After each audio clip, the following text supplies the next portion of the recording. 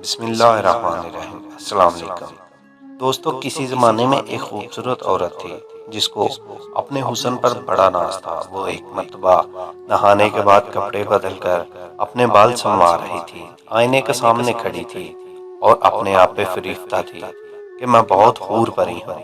خامد کو جب دیکھا تو اس سے بڑے ناز نخرے سے بات کی کہ ہے کوئی ایسا مرد جو مجھے دیکھے اور میری تمنا نہ کرے؟ تو خامد نے کہا کہ ہاں، ہے ایک ایسا مرد۔ عبید بن عمیر رحمۃ اللہ علیہ یہ مسجد نبی میں مدارس خطیب تھے۔ میاں بیوی کا تعلق عجیب سا ہوتا گیا۔ ایک دن بیوی نے شوہر سے کہا، مجھے اجازت دو، میں تجھے دکھاتی ہوں کہ وہ کیسے پھسلتا ہے۔ اس نے کہا کہ ٹھیک ہے، میں اجازت دیتا ہوں۔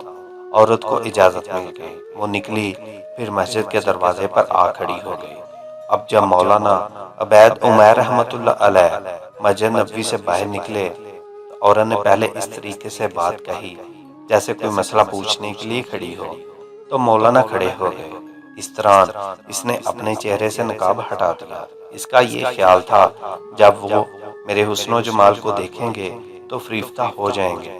جیسے ہی اس نے ایسا کیا تو انہوں نے نظر ہٹا دی اور کہا کہ دیکھو، کیوں ایسے کام کے بارے میں سوچتی ہو جس سے تمہیں دنیا میں بھی ذلت ملے گی اور آخرت میں بھی ذلت ملے گی۔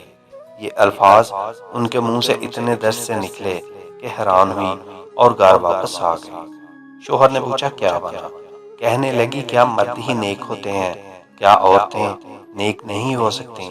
میں بھی نیک بنوں گی۔ اس کی تو زندگی ہی بدل گئی تھی۔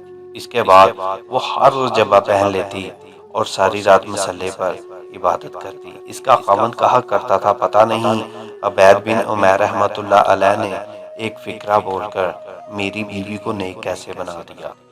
تو یہ کیفیت ان کی اس لیے تھی کہ پروردگار عالم نے ان کے دلوں میں ایک اثر ڈالا ہوا تھا، ایمان کا عمل ان کے دلوں میں تھا۔